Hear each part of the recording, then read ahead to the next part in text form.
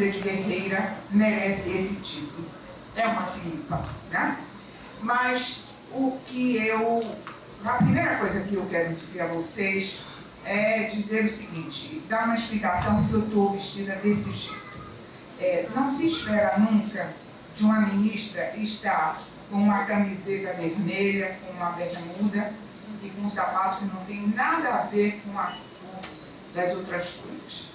Mas o meu pessoal que me acompanha, que me orienta, diz o seguinte: a senhora vai para a Câmara dos Vereadores, a senhora tem de levar um blazer, tem de ir de blazer. E eu trouxe o blazer numa sacola, porque eu vim de lancha, para chegar aqui e me indumentariar para estar aqui com vocês. Mas quando eu cheguei e que eu passei por um bote, botei o pé na água, fui andando pela praia e que me encontrei eu descobri uma coisa. Todas as coisas boas e todas as coisas ruins do Brasil começam no poder legislativo. É ali que começam as coisas. E, neste momento, eu tomei a deliberação de sair da magistratura para ingressar na política. E foi aí que eu disse que seria o Senado. Por que o Senado? E muita gente diz o seguinte: você vai chegar no Senado e você vai ficar isolado, vai ficar sozinha. Senado são 81 senadores. Eu vou ser mais uma. Eu disse, não, eu não vou ser mais uma. Por que eu não vou ser mais uma? Porque se eu não puder aprovar nenhum dos meus projetos, e eu sou uma mulher idealista com um dos projetos, eu vou fazer o seguinte: eu vou ter uma tribuna, e essa ninguém vai me tirar. Eu vou subir e vou denunciar. Eu vou falar. Eu vou dizer o que você faz.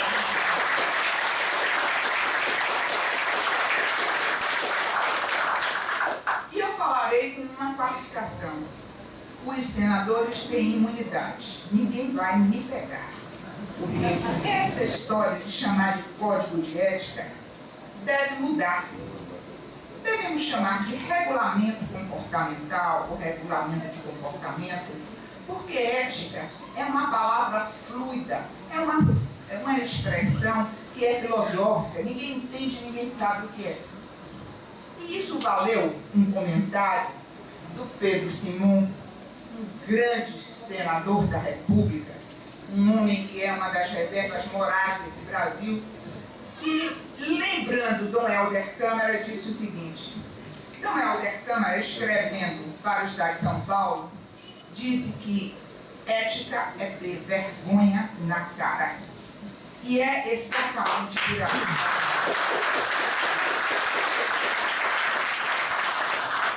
Porque, no momento em que nós falamos de ética, vamos fazer uma retrospectiva e pensar no Brasil um pouquinho mais antes de 88.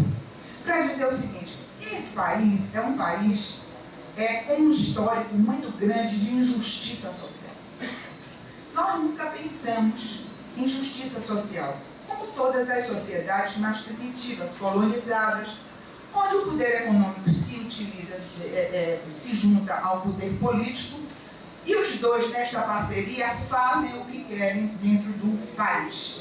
Né? Tomam conta das riquezas, né? Expoliam quem não é, e isso vem num crescente histórico, porque se nós formos para antes da Revolução Francesa já era assim, depois passamos para a Revolução Francesa é a mesma coisa, e nós fomos nesse diapasão. Só que o Brasil se atrasou muito em fazer esta reforma, uma reforma onde ele pudesse fazer política social. E isso só veio com a Constituição de 88. Nós temos um passado muito difícil, porque todas as mudanças que aconteceram no Brasil, mudanças significativas, nunca foi com a participação popular. Vamos falar, por exemplo, da independência do Brasil. Não houve participação popular. Então Pedro chegou, empunhou a sua espada e disse independência ou morte, e acabou essa história. Né? As as tropas portuguesas que invadiram a Bahia, porque havia uma rebeldia dos baianos, foi o único movimento que nós temos ainda popular. E este movimento foi um movimento vitorioso, que nós conseguimos expulsar as tropas portuguesas da Bahia, que resistiam e não queriam obedecer à independência do Brasil. Mas vamos então para a proclamação da República. Quem foi que proclamou a República? Antes da proclamação da República, a abolição da escravatura. Quem aboliu a escravatura? A princesa Isabel. Aboliu por uma questão política, de interesse do Estado. E nos deixou numa situação dificílima. Porque para proclamar, para abolir a escravatura, era necessário que houvesse a preparação da sociedade. Não preparou, e de repente os negros foram jogados em uma sociedade preconceituosa, sem condições de trabalho, sem saber ler e escrever, e nós hoje, até hoje, nós pagamos a conta por essa exclusão social absurda que se deu em 1888.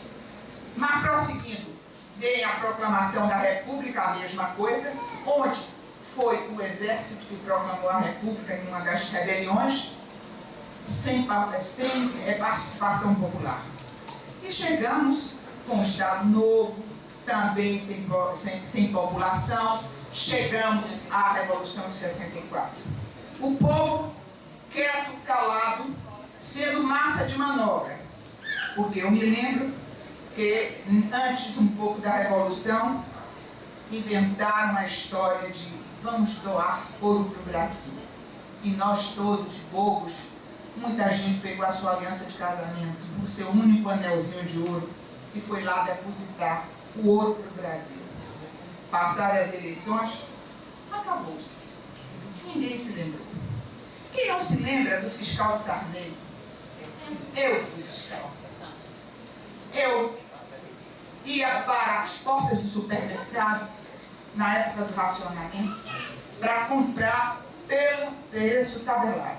Minha mãe dava risada e disse assim, minha carne vem aqui na minha casa.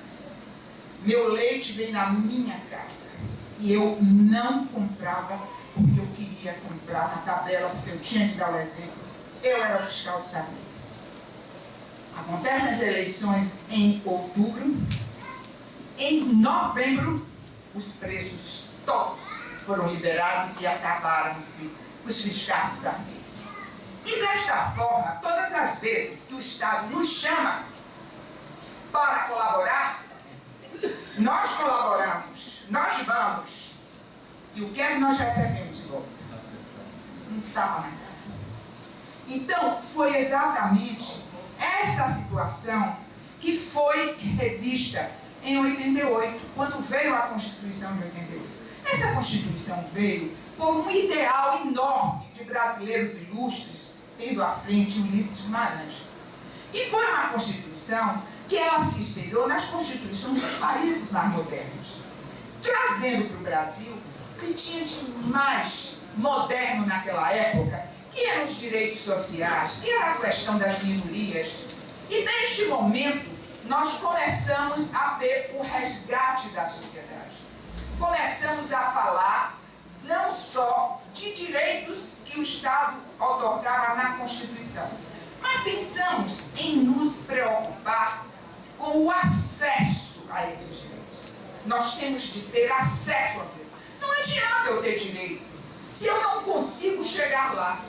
Eu digo sempre, e aqui é muito interessante que nós observamos, qual é a diferença que existe entre as mulheres que são do movimento das Novas Filipas, ou de Eliana Calmon, ou de Rose Bassuma, que está aqui, entende, sabe se dirigir, sabe ler, sabe escrever, sabe o que é a Constituição.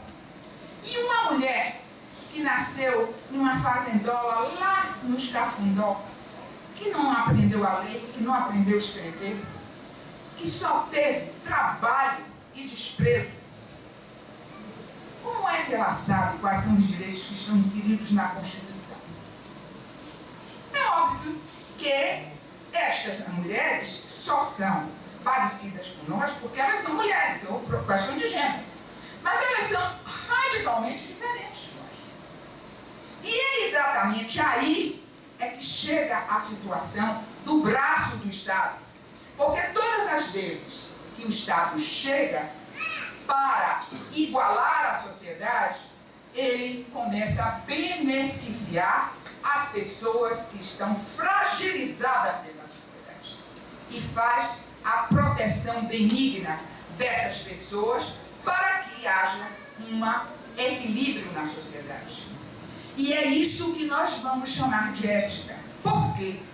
Porque ética é pensar no outro. É isso que é ética. E hoje, no mundo civilizado, até por questões egoísticas, eu tenho de pensar no outro para eu sair beneficiado. Se eu pensar só em mim, não adianta, porque eu não vou ter paz. Aliás, a cultura inglesa mostrou isso. Porque os ingleses chegaram na África do Sul, por exemplo, exploraram as minas de diamantes, exploraram tudo que a África podia encontrar, um território riquíssimo, e fizeram um oásis, onde eles faziam aquelas cidades magníficas onde eles viviam, passando um muro e viviam como os ingleses na colônia. E quantos brasileiros vivem no Brasil como sendo ingleses na colônia, que não veem o que está ao seu redor. Tem as suas seguranças, tem os seus ricos condomínios, tem os seus amigos, não sabem o que é pobreza, não sabem o que é consumo, não sabem o que é falta de escola para os filhos, não sabem o que é falta de saneamento básico, uma casa que o esgoto passa a céu aberto na porta de casa. Por que isso? Porque não veem e não querem ver. Só que a sociedade e o mundo, ele começou a ficar complexo e muito cheio de gente. E passou a haver uma necessidade imperiosa de eu ter equilíbrio, é o que nós chamamos de sustentabilidade. O planeta Terra, para se sustentar, para ter equilíbrio, precisa de um equilíbrio, inclusive da sociedade. Porque hoje nós chegamos a um ponto que quem é muito rico não tem mais sossego, em razão do desequilíbrio da sociedade. Então, só se pode viver bem, mesmo quando se é bem nascido, quando se tem recursos, se ao meu redor as pessoas tiverem a mesma condição, ou um pouco menos, mas trouxerem equilíbrio para a sociedade. Enquanto eu tiver uma sociedade desigual, onde as pessoas não têm o mínimo, o básico para viver, naturalmente que eu não tenho equilíbrio. E é exatamente pensando nisso que nós falamos. Ética hoje é pensar no outro até por uma questão de egoísmo. Eu tenho de pensar no outro, porque se eu não pensar no outro, eu não serei feliz. É o caso de meio ambiente. Mas, infelizmente, ele não teve forças para isso. E ele teve de dar as mãos e dizer o seguinte: em nome da sustentabilidade do governo, é preciso que eu faça alianças. E neste fazer alianças, perdeu a mão, perdeu o prumo. E o que é que nós temos?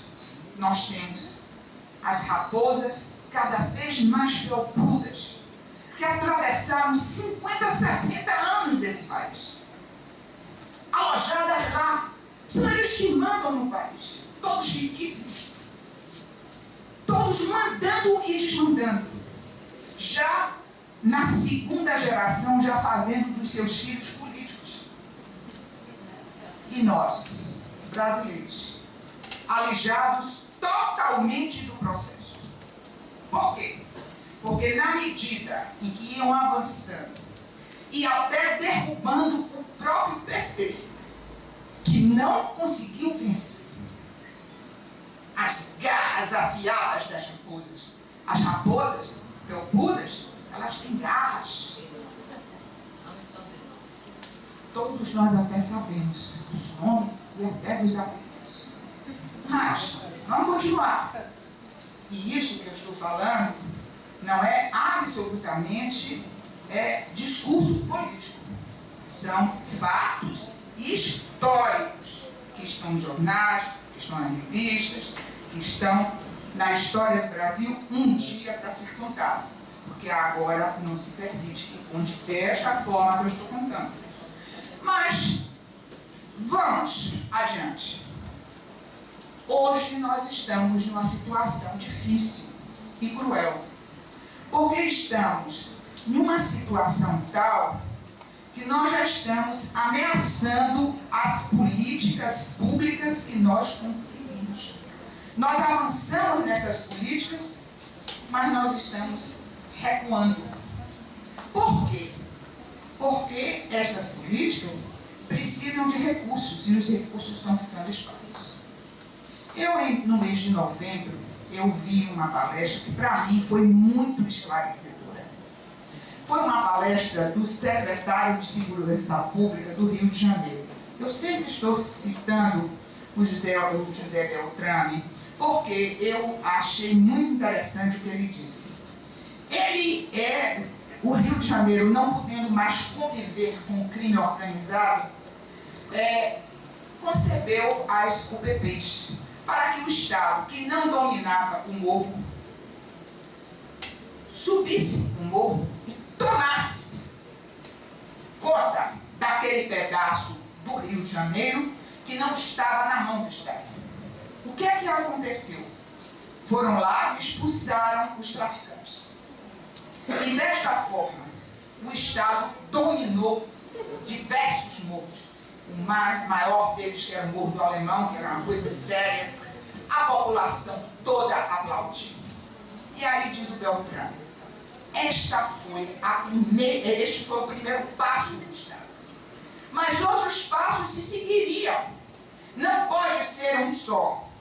Precisa dar educação, segurança, moradia, saúde, saneamento básico, dar continuidade às políticas públicas para que o Estado tome posse daquele local. E ele dizia, isto não está sendo feito, e eu temo por um retrocesso. O que é que nós vimos a partir de janeiro? Os traficantes voltando. Porque um sujeito que está com sua mãe, passando mal em casa, que é uma vaga no SUS, e não tem uma pessoa sequer do Estado, porque ele vai para a fila um dia, 2 dias, 3 dias, e a mãe morrendo em casa, ele chega para o traficante e diz o seguinte, eu preciso que você interne minha mãe. Em 24 horas a mãe está internada. Ele recebe uma receita do SUS. Tem uma porção de médicos que não tem a mínima consciência. No outro dia passaram para o filho da secretária de minha irmã um sabonete de R$40. E eu dizia, como é que pode? Mas esse sabonete de R$40, para quem ganha um salário de doméstico, localizadamente, uma epidemia de gripe. Então, um determinado bairro, uma determinada cidade foi acometida de um vírus gripal. Epidemia. Mas endemia é todo mundo no mesmo bairro. E desta forma, nós precisamos, sem dúvida alguma, com prioridade. Primeiro, educação. Segundo, combate à corrupção. Mas nós estamos tão ruins que nós não podemos deixar para depois dessas duas coisas outra que para nós é absolutamente sagrado. É o quê? Segurança. Segurança pública. Nós não estamos com medo. Quem é que não tem medo aqui? Levante o homem que não tem medo de viver numa sociedade como a nossa. Onde existe isso dito por um delegado que me confidenciou. Salvador hoje vive 11 sequestros relâmpagos por dia. 44 carros são roubados por dia. Por dia na Bahia, no estado da Bahia. Das 20 cidades mais violentas do Brasil, 7 estão no estado da Bahia. Quem é que não tem medo? Todos nós temos medo. E vamos para a segurança pública, que é outro problema. Está faltando polícia. Está faltando polícia. Está faltando polícia, não. Sabe quantas polícias a gente tem? 6 polícias. Polícia Federal, Polícia Militar, Polícia Civil, Polícia Ferroviária, Polícia Rodoviária, Polícia Metropolitana e ainda temos as tropas nacionais hoje. Está faltando polícia? Não. Só que as polícias não se entendem. As polícias brigam entre si e brigam umas com as outras. Cada uma dentro de uma competência louca, por falta de quê? De um projeto de âmbito nacional. Cada estado com sua polícia. De forma que é necessário que nós tenhamos um projeto integrado de segurança pública. Para desta forma, nós começarmos a organizar a sociedade. Aliás, quando o presidente Lula assumiu, ele encarregou um professor da Universidade Estadual do Rio de Janeiro para fazer um projeto integrado de segurança pública. Ele constituiu uma equipe, naquele arrojo de cidadania, todo mundo querendo ajudar, ele constituiu uma equipe, ele fez um projeto integrado de segurança pública e foi ao Palácio do Planalto e entregou ao presidente Lula. O que é que aconteceu? Neste momento, ele disse o seguinte: politicamente não é bom que eu apresente esse projeto. O Congresso Nacional não aprovará e eu ainda cairei no ridículo. E foi assim que este projeto foi abortado. Desta forma, quando nós falamos em política, mas dando esse jeitinho brasileiro para agradar os donos do poder, nós estamos sustentando o quê? Estamos sustentando a corrupção, estamos sustentando a insegurança pública, estamos sustentando tudo aquilo que nós queremos banir da nossa sociedade. Mas o que eu pergunto é o seguinte: então não tem jeito? Será que não tem jeito? Tem sim. E o jeito é o que nós estamos fazendo aqui agora, nesse pedaço. A gente podia estar em casa vendo televisão, podíamos estar numa boa, lendo uma revista qualquer, um livro qualquer, mas nós estamos aqui. As Filipas estão com um projeto. São projetos para elas? Não, absolutamente. É para a sociedade. Projeto semelhante eu encontrei em algumas cidades da Bahia, chamado de Observatório Social, onde as pessoas de bem da sociedade se unem para forçar o poder público a adotar políticas necessárias na sua comunidade. E é exatamente aí que eu quero dizer onde as coisas podem acontecer. Como nós, cidadãos, precisamos tomar conta dos espaços de poder que nós negligenciamos e entregamos de mão beijada a uma porção de gente que não tem a mínima condição de estar.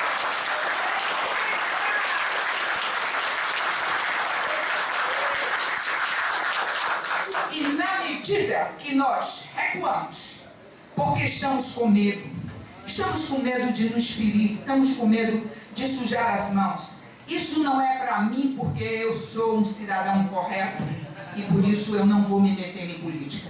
Eles avançam e tomam esses espaços que são nossos.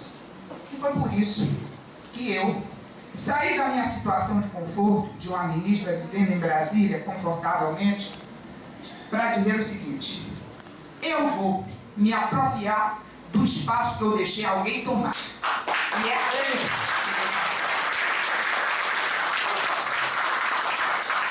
todo mundo diz, você vai quebrar a cara, você vai se arrepender, você vai sair machucada, eles vão lhe espicaçar. Eu digo, tenho a coragem suficiente para enfrentar. Qual é a política que eu estou fazendo? Eu me uni a um partido pequeno, sem dinheiro, mas um partido que foi criado na Bahia, que é o PSB.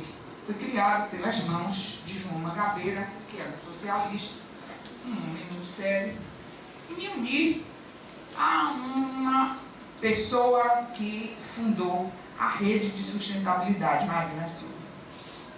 Marina Silva ensina e se uniu exatamente a Eduardo Campos para dizer o seguinte: nós vamos fazer política com as forças vivas da sociedade. Eu estou muito angustiada, né? Toda vez que eu fico angustiada, eu corro para ouvir Marina Silva. Porque a minha cabeça é uma cabeça ainda velha. Uma cabeça de quem sabe como é feita a política, principalmente na Bahia. 417 municípios, onde os políticos dão risada e dizem assim: eu vou buscar minha eleição lá nos grotões, nas cidades pequenininhas, onde o pessoal não sabe das coisas. É lá que eu vou buscar a minha vitória. E é mesmo, porque vai lá dar dinheiro, dar dentadura, dar óculos.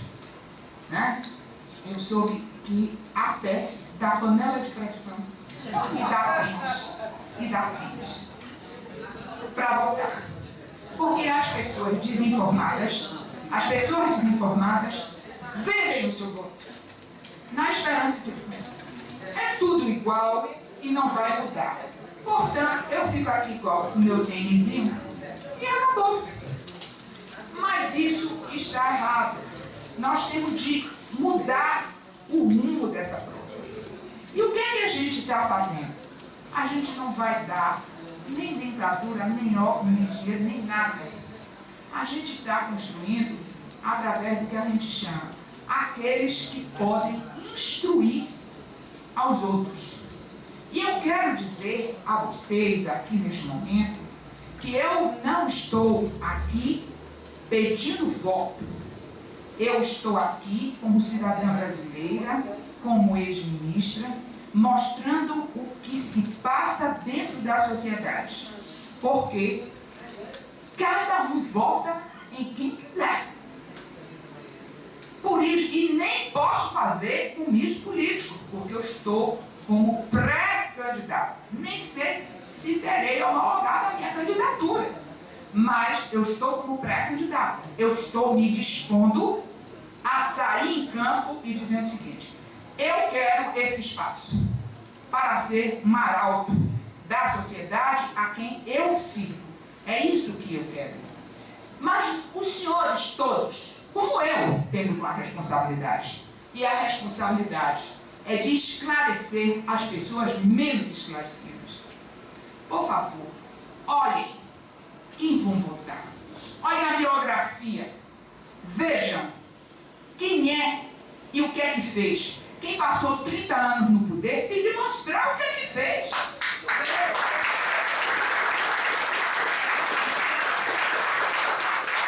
É possível atravessar a vida e a gente não viu nada. Não é possível. Portanto, nós já nos enganamos muito. Portanto, temos de ter cuidado para ver se a gente consegue reverter este processo de cidadania. Eu acredito no processo de cidadania. Mas eu sou uma mulher de 69 anos. Eu não vou ver o resultado disso. Eu não vou ver. mas pelo menos eu iniciei a caminhada. E eu quero ter a satisfação de, bem velhinha, não ver os meus filhos, os meus netos, saindo do Brasil para dizer, vou estudar fora, porque este é um país que não me dá condições de ter uma vida digna ou sendo hediondo. Só que isso não adianta nada. Nada. Isso é uma perfumaria. É uma mulher que não tomou banho e botou perfume francês. Por quê? Porque o processo tem de andar para que nós tenhamos a punição, a punibilidade que tem de haver. Os processos não andam. Eu fui juiz há 34 anos. Para processar uma autoridade, porque o STJ é foro privilegiado. Quem é que é processado no STJ? É governador, desembargador e conselheiros dos tribunais de contas. Governador eu nunca processei nenhum, sabe por quê? Todos os processos, para que o governador seja processado, precisa de autorização da Assembleia Legislativa. Tive vários e várias denúncias do Ministério Público denunciando os governadores, mas como não tem autorização da Assembleia Legislativa, o processo paralisa e fica aguardando para, no dia que a Assembleia fizer a permissão, então o governador poder ser processado. Esse dia nunca chegou. Eu passei 14 anos no STJ.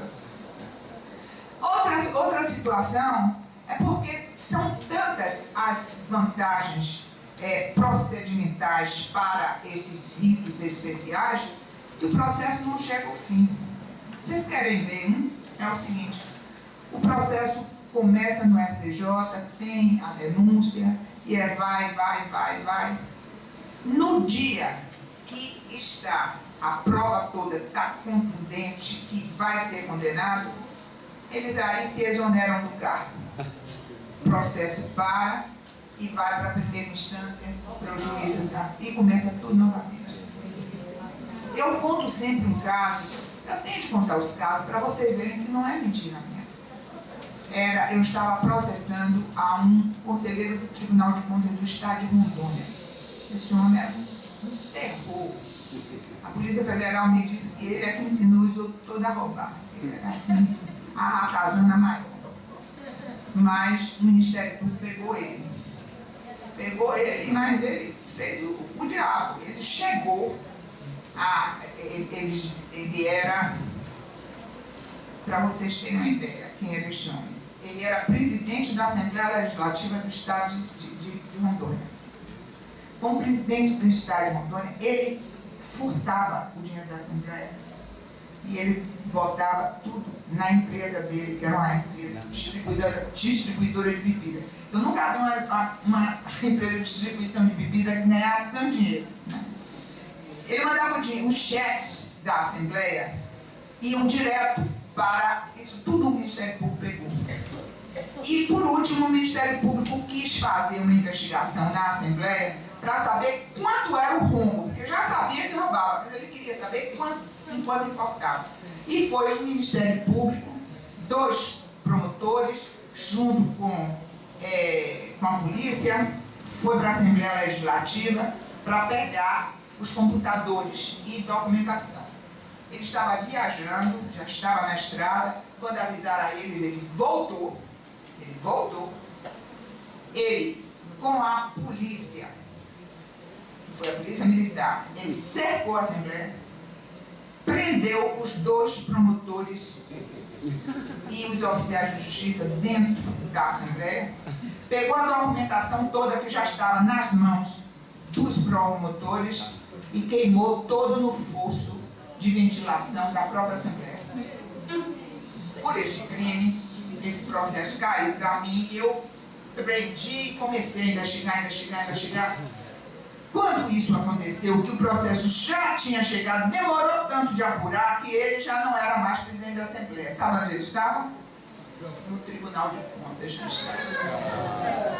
Botaram a raposa para tomar conta do galinha, né? E lá foi quando eu comecei o processo, e o processo veio para o STJ porque ele era do Tribunal de Contas. E aí eu comecei a investigar o advogado dele, advogado maravilhoso, que foi um advogado de colo, na Borbulhões. Então, é o melhor que pegam. E aí vai, mas as provas eram tão evidentes que não tinha como não ser, mesmo com toda a benevolência de um tribunal que é bem acessível, não tinha condição de escapar.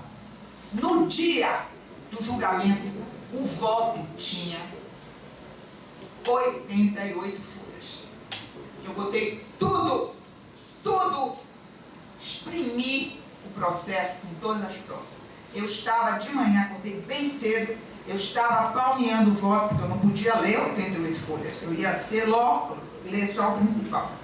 Quando o assessor liga e diz assim, ministra, Natanael pediu a aposentadoria. Isso não é possível. Foi igual um soco na boca do estômago. Aí eu disse, tá bem, tá certo. Desliguei, fiquei assim, aí tornei ligar. E o tribunal definiu, doutora, na mesma hora. E aí tornei. Não, desiludida, né? Aí, vem cá, publicou. Não sei, doutora, eu tenho que procurar saber. Procure saber se foi publicado. Não foi publicado. Eu disse, é aqui.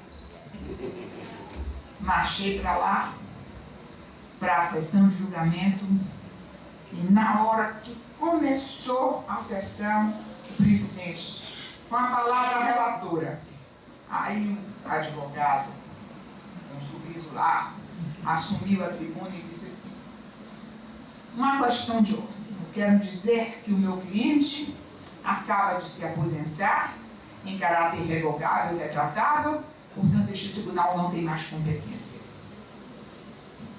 Aí o presidente devolveu a palavra para mim e disse, respondendo à questão de ordem, eu quero dizer que ato administrativo só vale quando é publicado. Antes da publicação não tem nenhum valor. Portanto, nós vamos continuar a julgar o processo. E aí, ainda tive 4 colegas que votaram contra mim, dizendo que não. Que era ato irrevogável. Eu disse, amanhã, ele pode assumir novamente o caso, porque não existe irrevogabilidade para isso. Portanto, vamos continuar. E foi assim que eu peguei ele. Ele não é mais conselheiro e ainda está a condenação nas costas. Sabe quando foi isso? Isso tem 4 anos. Sabe onde é que está o processo? Ele não foi preso ainda. Porque o processo dele está no Supremo Tribunal Federal, esperando ser julgado, na fila. Por quê? Pelo princípio da presunção da inocência, só se pode punir quando termina o último recurso, que é no Supremo Tribunal Federal. Adianta ser crime hediondo? Não adianta. O que é que adianta é você efetivamente ter mecanismos que façam com que haja punição. Botar o nome, né? É isso mesmo que chamar Joaquim de Jota, não é? Então não adianta. A outra é o município e o Tribunal de Contas. O Tribunal de Contas. Nós estamos aqui para interpretar as instituições. Ai, meu Deus do céu. Meu Deus do céu. Sabe quantos conselheiros tem pendurados no STJ respondendo a processo criminal? 56. 56. Por quê? Aqui na Bahia? Não, em todo o Brasil. Já no STJ. Né? Na Bahia tem, porque tem o Tribunal de Contas do município e o tribunal, que o foro é o Tribunal de Justiça.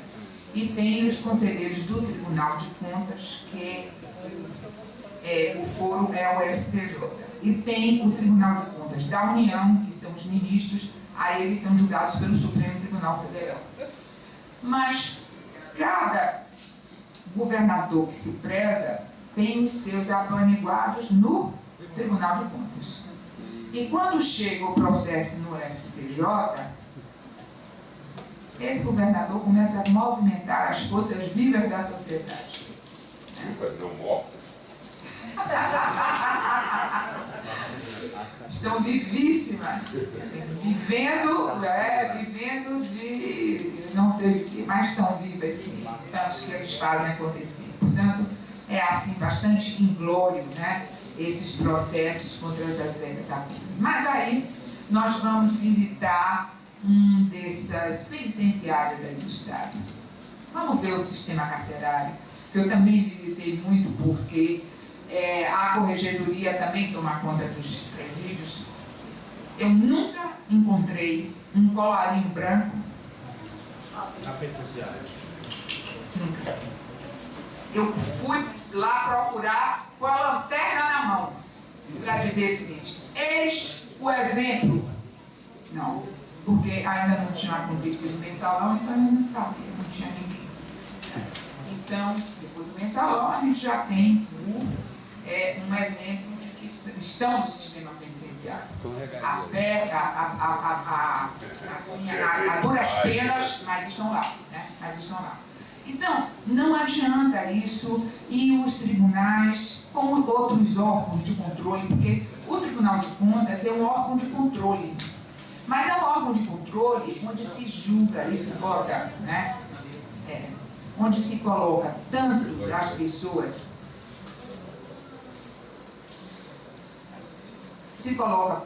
tantas pessoas que fazem parte do clube das raposas, que realmente nada acontece. Até eu vi um artigo magnífico, saiu publicado no Estado de São Paulo, há menos de um mês. Foi Marina Silva que me deu para ler esse artigo, onde era um delegado da Polícia Federal. Ele dizia o seguinte: o crime organizado e o crime institucionalizado. O crime organizado é uma coisa séria, mas ele invade os cofres do Estado usando de meios ilícitos. Então, ele usa o tráfico de drogas, ele usa a corrupção ativa, ele usa a corrupção passiva, ele usa todos os meios inadequados para se chegar aos cofres públicos. Então é fácil para a polícia, porque a polícia encontra materialidade para apurar esse crime. Agora, quando o crime é institucionalizado, eu não encontro. É difícil combater. Sabe por quê? Porque eles vão colocando no Estado as pessoas que tomam conta dos órgãos de controle. E esses órgãos de controle passam a ser manipulados pelas raposas que estão no poder. Querem ver um que eles estão fazendo isso? Eles já se apossaram. Agora, do CNJ. É uma guerra para ir para o CNJ. Agora. Por quê? Porque tem a representação do povo, olha como é lindo, no CNJ, Senado e Câmara, oferece tal. Eles botam os assessores para concorrerem numa vaga no CNJ. E vai lá e diz o seguinte: ó, os juízes que são nossos não vão ser punidos. Então eu só vou punir quem? O juizinho lá de Xoxó, o desembargador de um tribunal pequeno lá do norte. Mas os grandes tribunais, com as raposas que faz parte com eles, quero ver processar o Tribunal do Rio de Janeiro, desembargador do Tribunal do Rio de Janeiro, de São Paulo, né? Então não pega. Porque os órgãos de controle passam a ser monitorados pelas pessoas que são colocadas para não fazer nada nos órgãos de controle. Mas, eu quero dizer, o sistema é tão perverso, que um preso custa ao Estado R$1.800, R$1.820 precisamente. É conta que está na internet, eu peguei esse dado na internet. R$1.820 é um preço que custa a nós brasileiros, nós contribuintes. Você sabe quanto custa um estudante um menino na escola, custa R$224. Custa isso. E nós trocamos, né? Nós trocamos. Mas respondendo ainda as conquistas importantes. Como ficam as conquistas importantes? Nós tivemos grandes conquistas. As conquistas sociais. E isso aí ninguém vai tirar do PT, ninguém vai tirar de Lula, porque realmente se conquistou, se bateu o recorde. Já não começou com ele, né?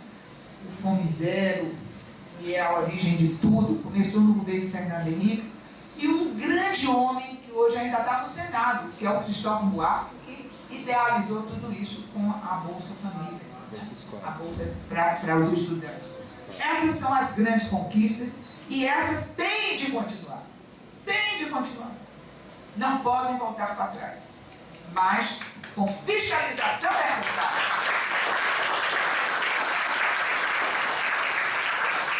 Porque até essas conquistas estão infiltradas de gente, está politizado para Bolsa Família ser dado por prefeito a quem ele quer que seja cabo eleitoral dele. Vocês sabem disso.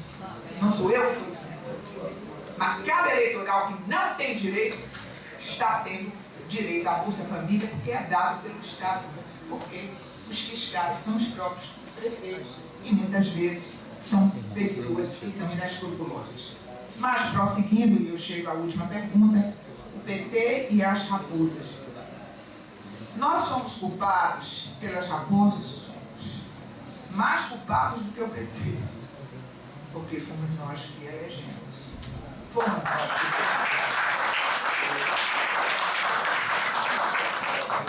que político corrupto não é marciano, não vem de Marte. Sai dessa sociedadezinha aí, ó, da qual nós, portanto, é um minha culpa, minha máxima. E o que é pior, que não é a classe média, não é a classe esclarecida que faz o grande movimento de eleição. É quem mais sofre com o problema do Estado, da falta do Estado, que são as pessoas mais carentes. E são essas que, sem terem esclarecimentos, são mesmo levadas para o abismo. Bem, são essas as perguntas feitas.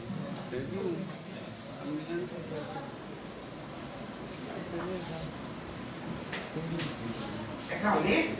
Não. Leia.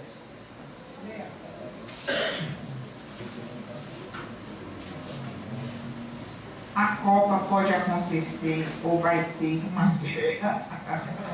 Seu ponto de vista. Eu acho que vai acontecer. Eu acho que nós vamos nos sair bem. Sabe por quê? O brasileiro, ele é muito contido. Nesse movimento, a gente vai se conter. Vai ter muita coisa. Eu acho que vai ter ainda muito incidente, muita coisa. Não vai ser um passeio. Mas eu acho que nós vamos atravessar isto de uma forma, vamos dizer assim, não soberana, mas menos ruim, né? Nós estamos muito mal, nós estamos com dificuldades, no exterior nós estamos sendo alvo de chacota, né? O estrangeiro dá risada quando fala Copa no Brasil, dá risada. Eu estive com o pessoal da Polícia Militar, que são líderes, e eles me disseram que eles estão dando entrevistas direto, são os dirigentes das associações, estão dando entrevistas diretas à imprensa internacional que está procurando eles para saber como é que fica a questão da segurança no Brasil. Estão preocupadíssimos, os estrangeiros. Então eu acho que não vai haver guerra, não. Nós somos pacíficos, vamos deixar, vamos torcer pelo Brasil, mas eu acho que isso não deve fazer com que os nossos neurônios esquentem tantos que no dia 5 de outubro a gente tenha esquecido todas as agruras que nós passamos. Porque em um país que gasta 2 bilhões num estádio de futebol, como foi gasto em Brasília, e as escolas estão caindo aos pedaços, onde a gente não tem. Está todo dia no jornal. Não é possível, gente, não é. Os hospitais, as pessoas estão na maca, na porta dos hospitais. As pessoas morrendo e a gente fazendo estádio onde não há possibilidade. Brasília não tem tradição, não tem clube grande, não se vai a futebol, nada. Manaus, um estádio imenso, eu não sei quanto gastou, mas parece que foi 1 bilhão e 200, parece que foi o Manaus, 1 bilhão e 800, 1 bilhão e 800, gasto em Manaus, que também ninguém vai, porque até no Pará ainda tem um pouco de futebol, mas Manaus não tem nenhuma tradição. Para que isso, gente? Quanto é que está se gastando com policiamento? Está roubando também. Ah! Se tivesse tudo encaixado no lugar certo. Mas sem dúvida alguma, isso tem, toda obra pública tem, não é essa história dessa coisa. Então, realmente é preocupante. Eu não estou preocupada com a Copa. Você sabe por que eu estou preocupada? Com 2015. Porque agora está tudo maquiado. Tá? Eu não sei porque o mercadante saiu e disse que estava tudo maquiado, que os preços estavam contidos. E aí saiu todo mundo, não foi assim não, não foi assim não. A gente sabe que tá. 2015 é que o negócio vai pegar fogo. E que nós todos estamos em uma guerra, em uma verdadeira guerra civil. Porque o nosso inimigo maior é uma coisa chamada inflação.